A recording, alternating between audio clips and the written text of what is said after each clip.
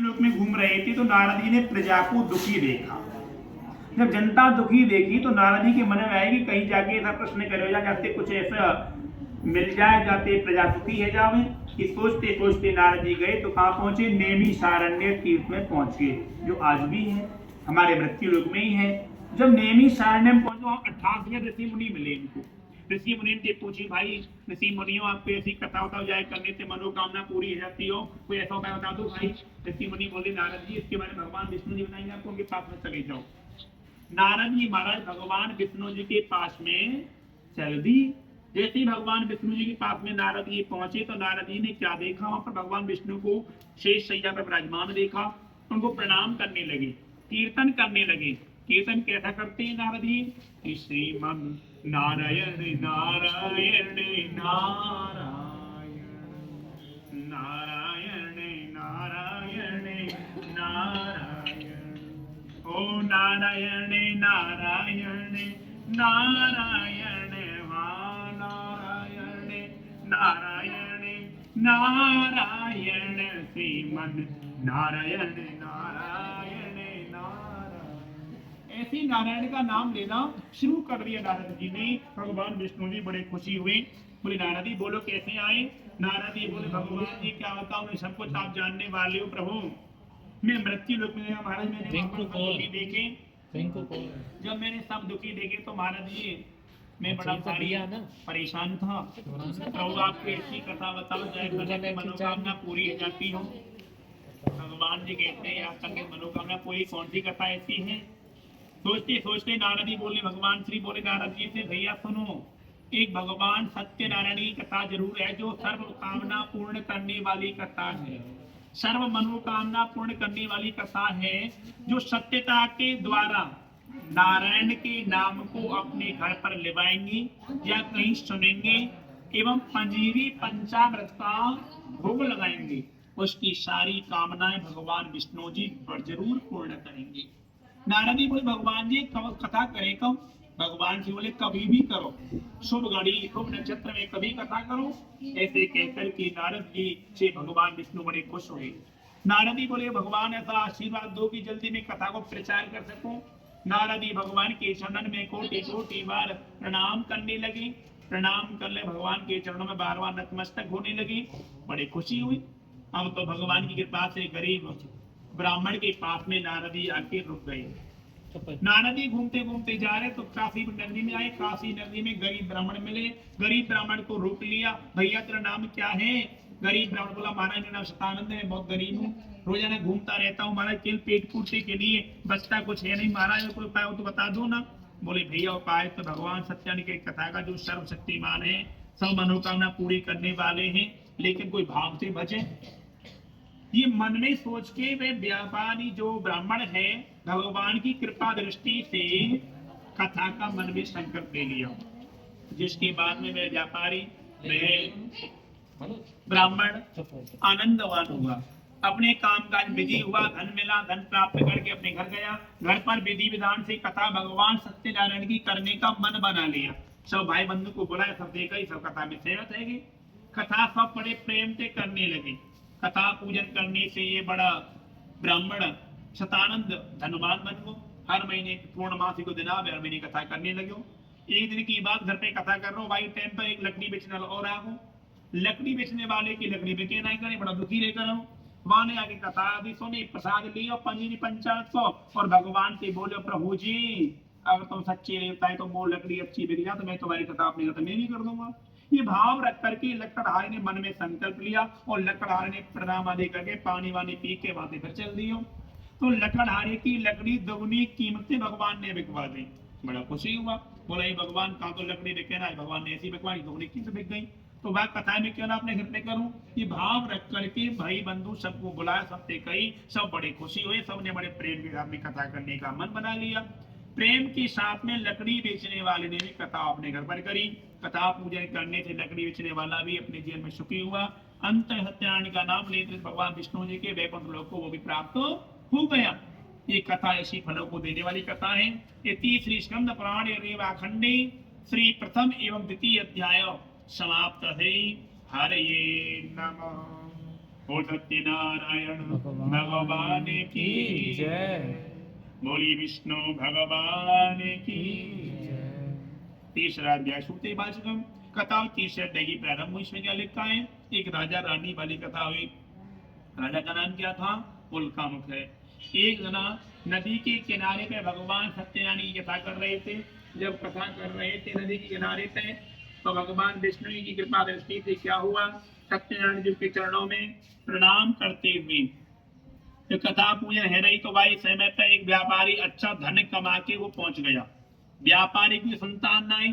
व्यापारी रुक गए और रुक करके कथा आदि सुनी। कथा सुन के पंजीरी ली, पंचामृत लियो और लेकर के व्यापारी बड़ा खुशी हुआ। भगवान के चरणों में प्रणाम करता हुआ बोला कि हे राजा रानियों, ये आप कथा क्यों कर रहे हो? राजा रानी बोले कि व्यापारी जी, हम भगवान सत्यानी की कथा करें। सर्वशक्तिमान सत्या भगवान जो संतान देने वाले देवता है। अब तो बड़े खुशी हुई। राजा रानी ने तुम्हें कही तो भगवान की कृपा चरणों में नतमस्तक प्रणाम करने लगा। ये गरीब जैसे एक ब्राह्मण था, ऐसे ही ये जो व्यापारी है वो बहुत धनवान है। व्यापारी ने पंजीरी पंचामृत को लिया और लेकर के अपनी पत्नी लीलावती के पास में पहुंच गया। लीलावती पत्नी को सारी कहानी सुनाई और सुना करके लीलावती बड़ी खुशी हुई। लीलावती ने पंजीरी पंचामृत के प्रसाद को लिया और प्रसाद लेकर के लीलावती भगवान के चरणों में अर्जी लगाने लगी। हे भगवान, मुझे संतान दे, मुझे और कुछ नहीं चाहिए। अगर प्रभु आपने संतान मुझे दी तो मैं तुम्हारे चरणों में कोटि कोटि प्रणाम करती हुई तुम्हारी कथा अपने घर पे करवाऊंगी। भगवान की कृपा ऐसी हुई कि लीलावती तो गर्भवती है गई। 10वें महीना में लीलावती ने एक बेटी को जन्म दियो। जा बेटी को नाम का रखो कलावती रख दियो। हो सत्यनारायण भगवान की जय। कलावती नाम रख दियो। लीलावती बोली स्वामी जी कथा करा दो संग में। स्वामी जी बोले अब बेटी को ब्याह करवाएंगे घट्टो, जब ही कथा करवा दीजो। कथा को आगे बढ़ा दिया। कलावती बहुत जल्दी बड़ी हुई। बड़ी होने के बाद एक कलावती के लिए घरवर की तलाश में नाई ब्राह्मण भेजे गए। तो नाई ब्राह्मण कहाँ पर गए? जो नाई ब्राह्मण हैं वो एक कंचनपुर नगर में जाते हैं और कंचनपुर नगर में जाकर के वहां पर भ्रमण करते हुए एक लड़के को देखते हैं। उसी लड़के के साथ में कलावती का विवाह कछु दिना पीछे कर दियो, लेकिन जो कथा करवानी थी वह भूल गए। भगवान ने श्राप दियो, यानी व्यापारी तुझे दारुण दुखों की प्राप्ति होगी। क्यों? अरे व्यापारी, तूने तो मेरे नाम को भूल गया और सारी मनोकामना पूरी करा दी। सारी मनोकामना पूरी है, नाम भूल ही गया, नाम लिए ना। अब तो भगवान ने श्राप दे दियो। श्राप दे दियो तो घर में बड़े दुखी, सारे काम काज ठप है गए, व्यापार सब बंद है गो। अब तो बड़ी दुखी रह के लीलावती बोली स्वामी जी कहा बेटी को ब्याह खा के बाद पीछे घर पे गरीबी गरीबी याद आने लगी। बेटी मेरे घर पे बुला लो, ऐसा कर लो ना, न जाने उनके पैर पड़ जाएंगे, दोबारा भगवान हमें कुछ धन दान में दे दें। और लिखा भी है, शास्त्र में वर्णन मिलता है कि 4 व्यक्तियों को, 4 संबंधियों को अपने घर पर 1 वर्ष में बुलाना जरूरी है। कौन कौन से? नंबर पहले गुरुजन, नंबर दूसरे पुरोहित जी, नंबर तीसरे ये ब्राह्मण जन संत जन जो तुम्हारे यहाँ पर पूजा पाठ करते हैं, बिना काम के भी 1 वर्ष में अपने यहाँ जरूर बुला लो भैया जी। उसके बाद अपने बहन भांजे, इनको जो व्यक्ति अपने यहाँ पर बुलाते हैं उनके यहाँ पर कोई कमी आती ही नहीं। अब तो लीलावती ने बार बार कही तो कलावती के लिए निमंत्रण पहुंचा दियो। कलावती बड़ी खुशी हुई। कलावती खुशी है कि अपनी माता के घर की तरफ तैयारी करने लगी। और कलावती घर की तरफ आई तो मैया बड़ी दुखी, पिताजी बड़े दुखी थे। क्यों? घर पे सब बीत गया था। पिताजी की हालत देख के कलावती बड़ी दुखी, बोली हे भगवान क्या हुआ पिताजी, तुम तो बहुत अच्छे धनी व्यक्ति थे, अच्छा धन कमाते थे, क्या हो गया? पिताजी बोले पता नहीं बेटी क्या हो, तेरे विवाह के पीछे 12 क्यों उल्टे हो गई? बेटी ने इतना देखा तो बोली चिंता पिताजी अब ऐसा हुआ है तो हम बड़े अच्छे धन के साथ में व्यापार तुम्हारा चल रहा है, हमारे व्यापार में हम आपको शामिल कर लेंगे। लीलावती ने इस प्रकार सुना तो बड़ी खुशी हुई। कलावती ने अपने स्वामी से गई, स्वामी के ना मान गए और दोनों ससुर जमाई मिलकर के व्यापार करने के लिए रतन सागर नगर में जाने के लिए तैयारी करने लगी। घर पर दोनों माँ बेटी रहने लगी। घर पे दोनों माँ बेटी रहने लगी तो क्या हुआ? प्रभु की कृपा से समय निकलता गया, दोनों ससुर जमाई धन कमाने के लिए बाहर गए। लेकिन भगवान ने क्या किया? श्राप दे रखा था कि तुम्हें निर्दोषी होते हुए दोषी साबित होना पड़ेगा, तुम्हारा व्यापार नहीं चलेगा। ऐसा ही हुआ, व्यापार चलता नहीं। रतन सागर नगर प्रवेश किया, अच्छा धनवान नगर था वो तो।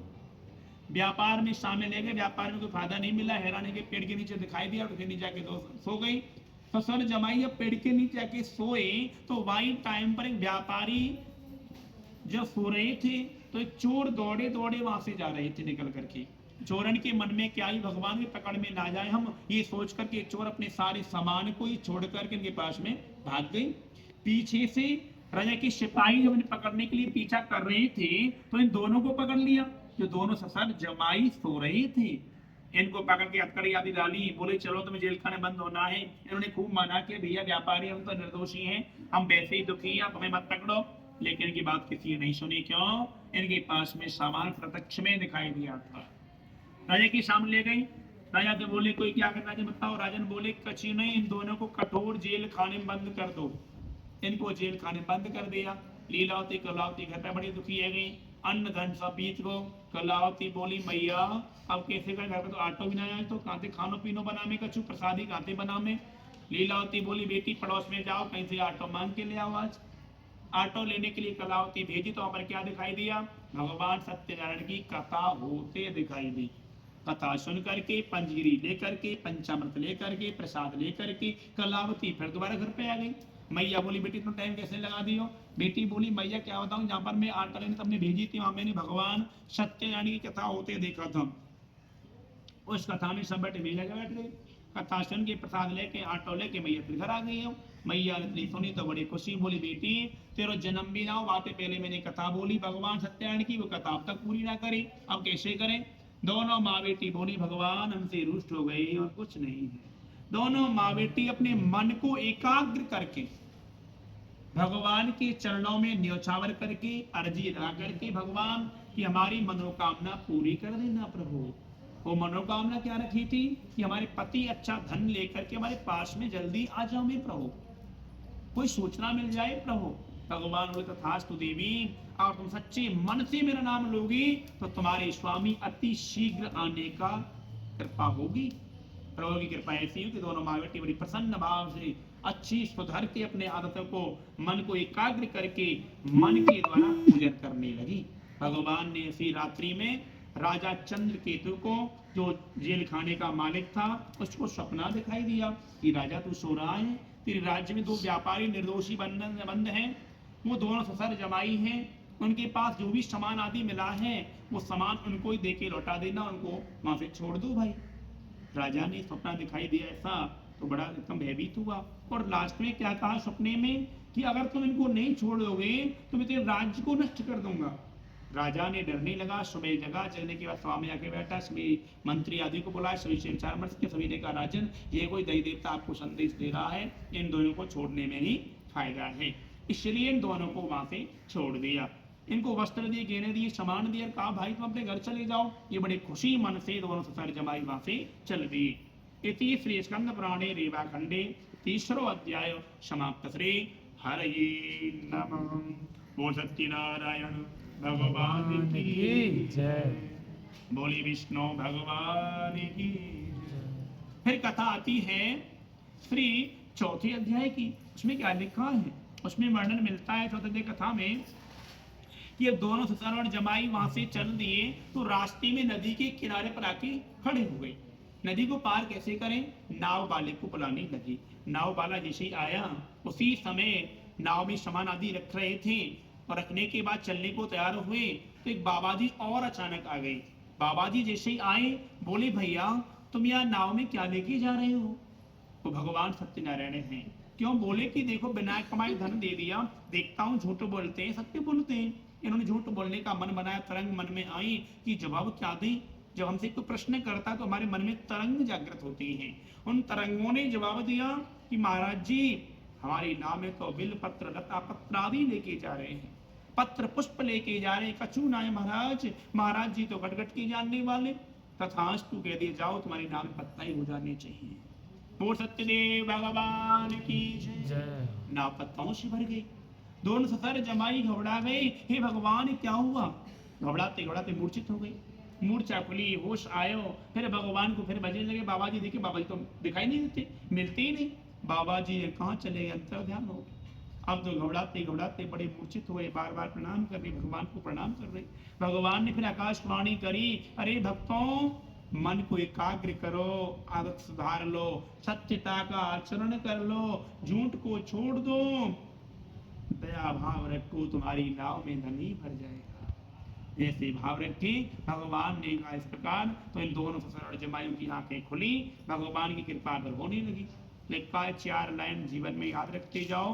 कौन सी 4 लाइनें हैं कि मन की तरंग मार ले बस हो गया भजन, और आदत बुरी सुधार ले बस हो गया भजन।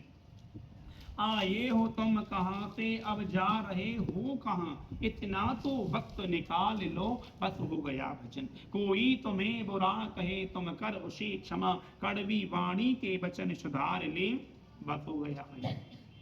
नेकी सभी के साथ में बन जाए तो करो, अपने मन मंदिर की तरफ झांक ले बस हो गया भजन। ये ध्यान रखते जाओ, काम करते जाओ, तुम्हारा भजन 24 घंटे साथ में चल रहा है। ओ सत्यनारायण भगवान की।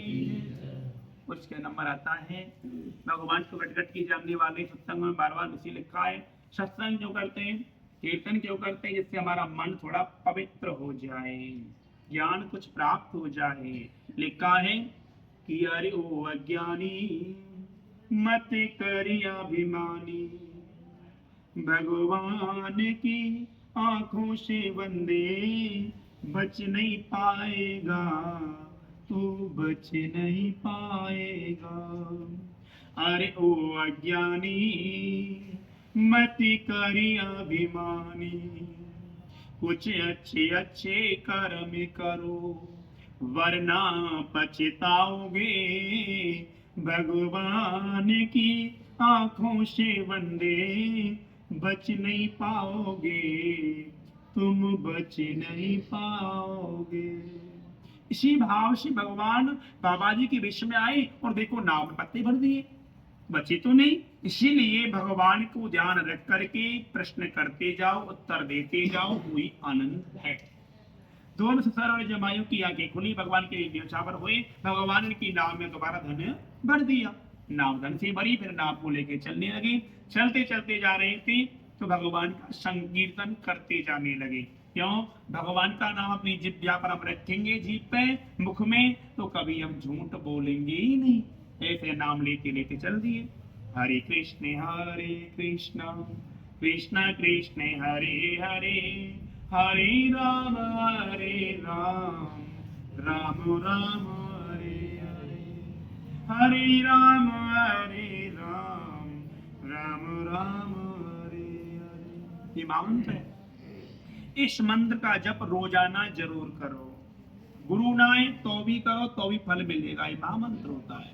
दोनों ससुर जमाई नाम लेते लेते दूसरे किनारे पर जाके फिर रुक गए, उतर गए। उतरे तो नाव में समान जाला, बोले लीलावती कलावती बुला लेना चाहिए ना। लीलावती कलावती के पास में खबर पहुंचा गई कि लीलावती कलावती हमें लेवाने के लिए आ जाओ। में लीलावती कलावती के पास खबर पहुंची तो बाद में लीलावती कलावती भगवान सत्यनारायण की कथा कर रही थी। कलावती बोली, भगवान ऐसे कर लेना, मैं कथा पूरी कर लूंगी और इतने मैया भेज दूंगी। मैया को आगे भेज दिया। कलावती कथा करने लगी। कलावती के मन में अचानक विचार है, भगवान के ऐसा ना हो, मेरे पति अपमानित ना हो जाए और कुछ ना समझ बैठे। देखो लीलावती लिवाने को, कलावती अब भी लिवाने ना आई। ये सोच करके कलावती ने जल्दी में कथा को ही छोड़ दिया, पंजीरी पंचामृत के प्रसाद को ही छोड़ दिया और अपनी मैया के पीछे पीछे दौड़ने लगी। भगवान बोले, देवी जाओ। तुरंत श्रापित किया कि जैसे तुम मेरे प्रसाद को जल्दी में छोड़ के जा रही हो ना, वैसे तुम्हारे स्वामी जी तुम्हें जल्दी में छोड़ करके नदी के जल में डूबते हुए चले जाएंगे। जाओ। वाकई में नाव जल में डूबने लगी। लीलावती कलावती तो घबरा गई, भगवान क्या हो। अब तो बड़ी सोच में पड़ गई, भगवान कैसे करें। कलावती लीलावती बोली, भगवान कैसे करें। मूर्छित हो गई, मूर्छा खुली, होश आयो, फिर भगवान को भजने लगी, हे भगवान क्षमा करो, हे भगवान क्षमा करो। भगवान क्षमा नहीं करते। फिर भगवान के लिए क्या किया, दोनों माँ बेटी पति सहित तो बोली कि हम भी जल में डूब रहे भगवान। तब भगवान ने आकाशवाणी करी, अरे देवियों जल में क्यों डूब रही हो, पहले कथा पूरी तो कराओ। कथा पूरी करी, पंजीरी को भोग लगाया, प्रसाद बांट के आई, खाती आई, नाम लेती आई। तो वाकई में भगवान ने उनकी नाव में धनी धन भर दिया और नाव के समान लेती हुई अपने घर की तरफ दोनों माँ बेटी आ गई। और हर महीने कथा भगवान सत्यानी करने लगी। अपने जीवन में सुखी भगवान सत्यानी का नाम लेती लेती भगवान विष्णु जी के वैकुंठ लोक को प्राप्त हो गई। वो सत्यनारायण भगवान की जय, बोली विष्णु भगवान की जय, बोली गोपाल जी महाराज की जय। हेलो, राधे राधे। पंचम अध्याय सूत ही वाचकम, कथा 5वें अध्याय की प्रारंभ करते हैं। इसमें क्या लिखा है? उसमें वर्णन मिलता है कि प्रजा पालन में लीन तुंगध्वज नाम का राजा हुआ। एक तुंगध्वज नाम को राजा हो। तुंगध्वज नाम के राजा ने भी एक दिना एक वन में जाकर के भ्रमण कर रहा था, घूम रहा था। उसी वन में एक भगवान सत्यनारायण की कथा ग्वाल बाल कर रहे थे। ये ग्वाल बाल कथा कर रहे, तो ग्वाल बाल जब कथा कर रहे थे वन में, तो वह वन में कथा को श्रवण नहीं किया, ना भगवान को प्रणाम किया और ना ही प्रसाद को खाया। भगवान ने श्राप दिया है, तुंगा जितना तुझे अपने पर अभिमान है, मैं तेरे अभिमान के कारण को खत्म करता हूँ। जो भी आनंद, वैभव, शांति, समृद्धि, जो भी विजय तुझे मिल रही है, वो सब तेरी अस्त व्यस्त हो जाएगी। राजा तुंगध्वज को ऐसा ही हो गया। घर पर महलों में आकर सारे का उल्टे सीधे होने लगे। राजा तुंगध्वज ने दोबारा से वन में जाकर के ग्वाल बालों के साथ में ग्वाल बालों से पूछ करके कथा करी, पंजीरी पंचाभोग आदि लगाया, साष्टांग प्रणाम किया, उस रज को प्रणाम किया। उन्हें दोबारा से तुंगध्वज भी धनवान, ऐश्वर्यवान, संपत्तिवान, विजयवान हो गया था।